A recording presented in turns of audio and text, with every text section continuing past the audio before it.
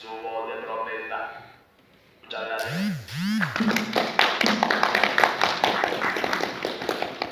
Le damos la palabra a nuestro colega Andrés Echevarría. Sí, gracias, colega Guillermo. No, qué pena que en estas reuniones tan importantes, autoridades que deben estar acá presentes, escuchando la voz de la población, no lo estén. No lo estén. Partimos desde el punto de vista de identidad, ¿no? Quien no conoce, o quien no lo experimenta, o quien no lo experiencia, no conoce la realidad del pueblo peruano. Muchos decimos, o a veces en el transcurso del tiempo que he tenido mi experiencia como congresista, cuando llego a los lugares más alejados, dice primera autoridad que llega.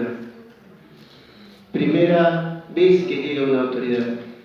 O sea que cuando hicimos campaña les prometimos el oro y el moro, y ahora que estamos ocupando un lugar determinado, prácticamente ya no queremos ir.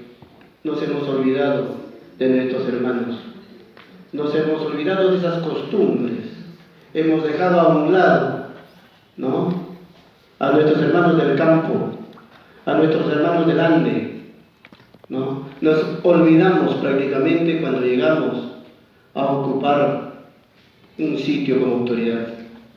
Y es penoso,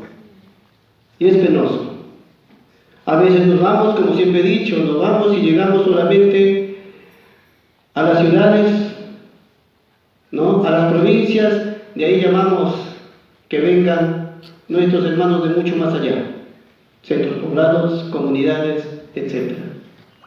Yo les pregunto, ¿no?, para que vengan nuestros hermanos a esa provincia, ¿cuánto gasto hacen? Yo les pregunto si tienen, o les digo que si tenemos conciencia de que si ese hermano come o no come. Hace pocos días tuve una reunión con usted y se resaltó de un hermano que había estado 2 días sin comer. Imagínense, qué indolencia de las autoridades. Y felicito de antemano la actitud de ustedes, hermanos, ese interés que tienen, ¿no? Porque no solamente conocer es recibir a la autoridad del hermano y que nos diga o que nos relate cómo es su vida o cómo es el pueblo, sino conocer es que nosotros mismos tenemos que irnos, empolvarnos los zapatos y conocer el mismo lugar para ver qué es lo que está pasando. Nos hacen pelear hermanos contra hermanos.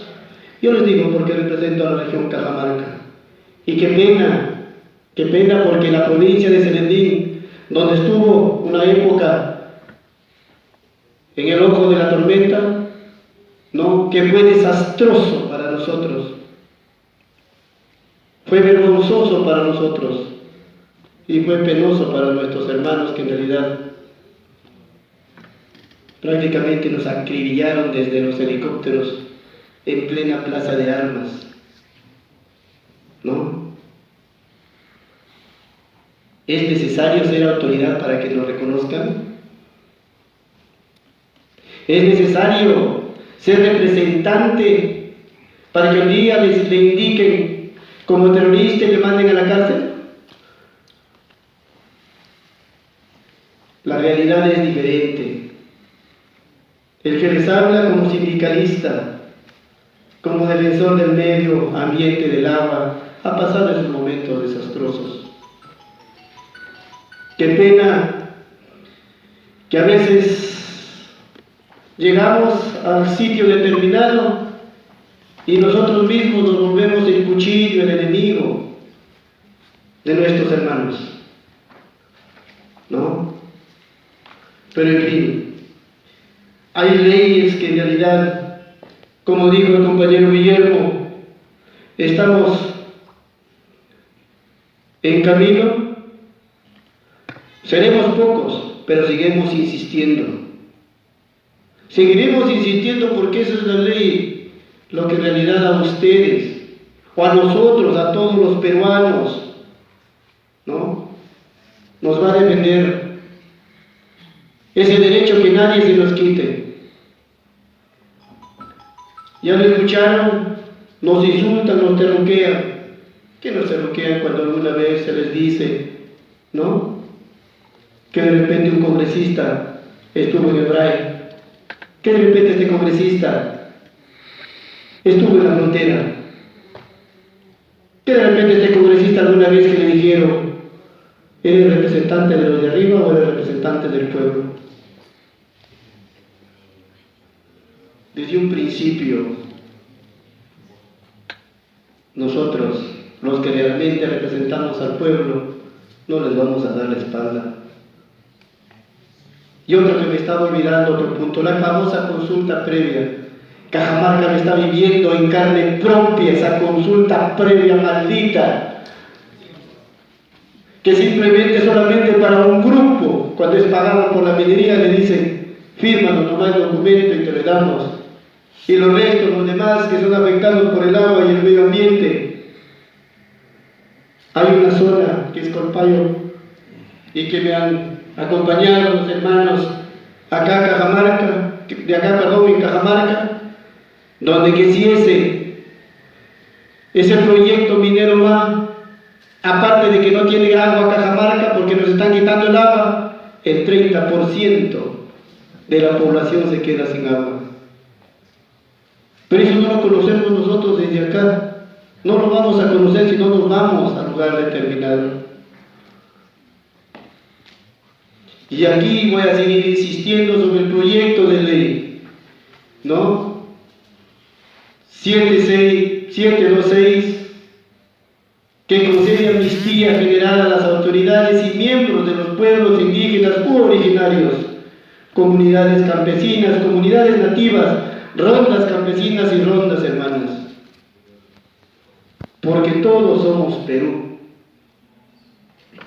todos somos patria.